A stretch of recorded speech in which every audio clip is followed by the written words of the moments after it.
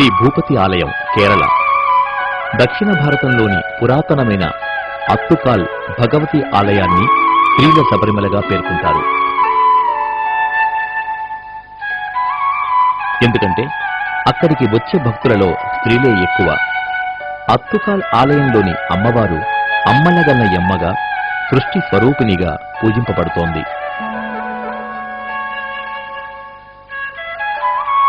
శిలపదిగారంలోని నాయిక అయిన కన్నగి యొక్క దైవ స్వరూపమే భగవతి అమ్మవారిగా భావిస్తారు. మధురై నగర వినాశనం తరువాత కన్నగి అక్కడి నుండి కేరళలోని అత్తుకాల్ చేరుకుందని భావిస్తారు. పరమశివుని పత్ని అయిన పార్వతీదేవి అవతారమే కన్నగి. పరమశక్తి స్వరూపిణి అయిన భగవతీదేవి అత్తుకాల్లో సర్వదా వెలసి ఉంది.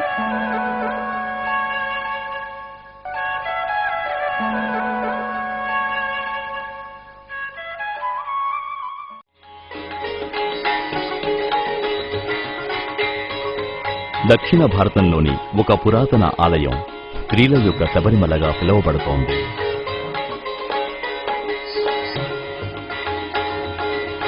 ఎందుకంటే అక్కడికి వచ్చే భక్తులలో స్త్రీలే ఎక్కువ.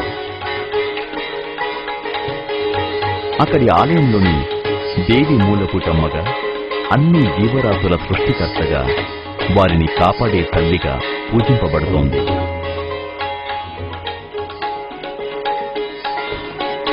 దేవీమాత దుష్ట శిక్షణకు, శిష్ట రక్షణ కోసం కలియుగంలో భగవతి రూపం దాల్చింది. చాలా కాలం ముందు తమిళనాడులో ఒక పెద్ద వ్యాపారి ఉండేవాడు. ఆయన కుమారుడు కోవలన్.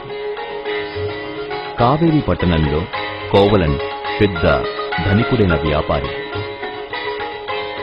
అతడు ఎంతో సౌందర్యవతి అయిన కన్నగిని వివాహమాడాడు.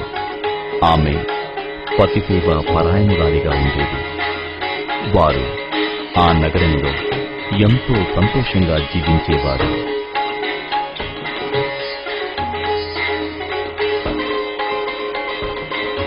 ఒకరోజు దూరదేశానికి వెళ్లిన కోవలన్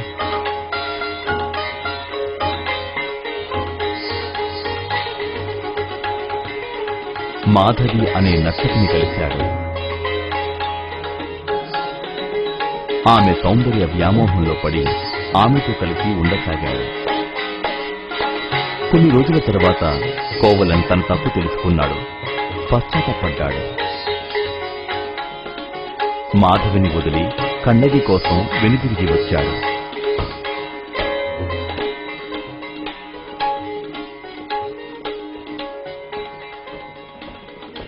కన్నగి, నీ పట్ల నేను చేసిన దానికి చాలా విచారిస్తున్నాను. నన్ను క్షమించగలవా? ప్రభు, మీ రాక కోసం 1000 కన్నులతో ఎదురు చూస్తున్నాను. మీరు రావటం నాకెంతో సంతోషదాయకం. మీకు సేవ చేయడం నాకు సంతోషమే. అప్పటి నుండి కోవలన్ కన్నగి కలిసి జీవించసాగారు. కానీ వ్యాపారం మీద శ్రద్ధ చూపలేకపోవడం వల్ల తన ధనమంతా పోగొట్టుకుని పేదవాడయ్యాడు. ఒకరోజు, ప్రభు, నా దగ్గర కొన్ని నగలు ఖరీదైన అందా ఉన్నాయి. మీరు దాన్ని నమ్మితే ధనం వస్తుంది. మనం ఇంకో ప్రాంతానికి వెళ్లి కొత్త జీవితం ప్రారంభిద్దాం. కోవలన్ కన్నగి మధురై చేరారు.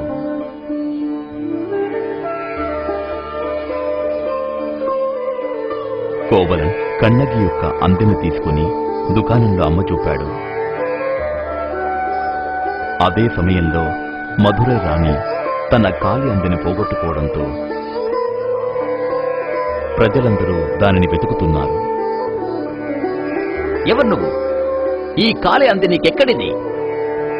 నేను కావేరీ పట్టణం నుండి ఇక్కడికి వచ్చాను. నేనొక వ్యాపారిని. ఈ అందిన భార్యది. కానీ దుకాణదారుడు కోవలన్ రాణిగారి అందిన దొంగలించాడని తలచాడు. ఈ విషయం రాజుగారికి తెలియజేశాడు. కోవలన్ను బంధించి రాజాస్థానానికి తీసుకువచ్చారు. మా రాణిగారి అందరిని దొంగలించి దుకాణంలో అమ్మజూపడానికి నీకెన్ని గుండెలుండాలి? ప్రభు, కావేరీ పట్టణంలో నేనొక పెద్ద వ్యాపారిని. నేను దొంగను కాను. ఈ అందే నా భార్యది. నన్ను నమ్మండి ప్రభు. ఇది నేను పోగొట్టుకున్న కాళీ అందే. అతను మోసగాడు.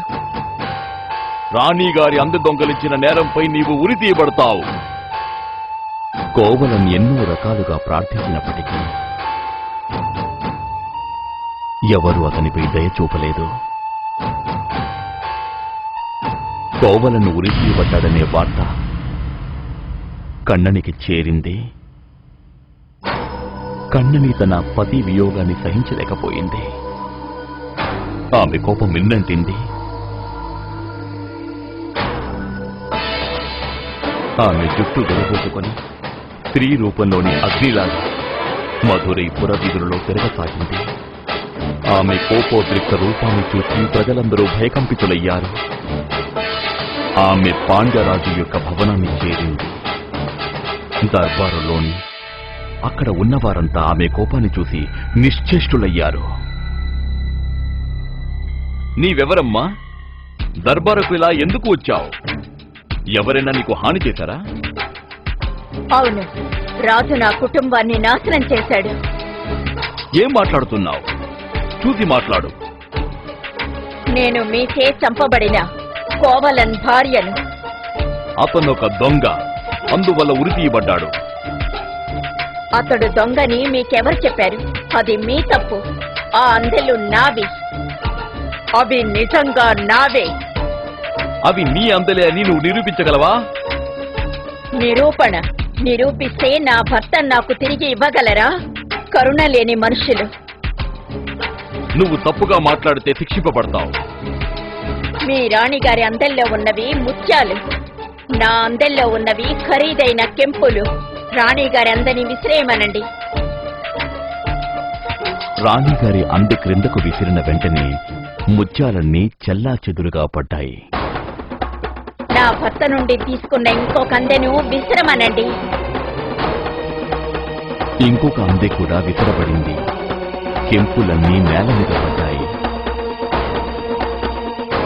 రాజదర్బారు మొత్తం చేష్టమడిగింది. ఇప్పుడు నా ఇంకొక అందెను చూడండి. కన్నగి తన ఇంకొక అందెను విసరగానే కెంపులన్నీ కింద పడ్డాయి. దర్బారు మొత్తం దీనిని చూచి కంపించింది. రాజు రాణి తప్పుడు నిర్ణయం తీసుకున్న అవమాన భారంతో తల వంచుకున్నారు. మహారాజా, తప్పుడు తీర్పిచ్చిన నువ్వు మహారాజుగా ఉండడానికి అర్హుడివి కావు. నా జీవితాన్ని నాశనం చేసి నా భర్తను వధించిన నువ్వు, నీ రాజ్యం వర్ధిల్లదు. ఈ రాజభవనం నాశనమైపోవాలి. ఈ మధురై నగరం మంటల్లో దహింపబడాలి. కన్నగి మహాసౌశీల్యవతి. తమ తప్పు తెలుసుకున్న రాజు రాణి వెంటనే మరణించారు. కన్నగి పతివ్రత ధర్మం వల్ల ఆమె శాపం ఫలించింది. మధురై నగరం మంటల్లో దహింపబడింది. ఎందరో ప్రాణాలు, ఆస్తులు పోగొట్టుకున్నారు. చివరిగా ప్రజలు కన్నని ప్రార్థించారు. మంటలు చల్లారాయి. కన్నది కోపం తగ్గి మధురై నగరాన్ని విడిచి వెళ్ళింది. ఆమె కంటిలో భాష్పాలు. ఆమె సద్గుణవతి.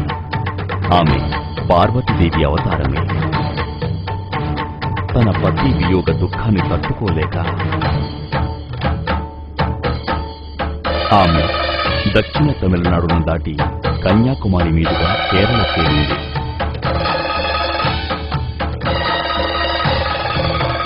అక్కడ ఆమె కోపం ఉపశమించి స్వర్గాన్ని చేరుకుంది.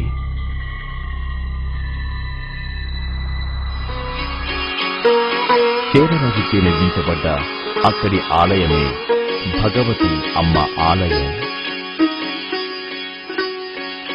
పార్వతి అవతారమైన కన్నగి దేవి భగవతిగా పూజింపబడుతోంది. సర్వశక్తిమంతురాలైన భగవతీదేవి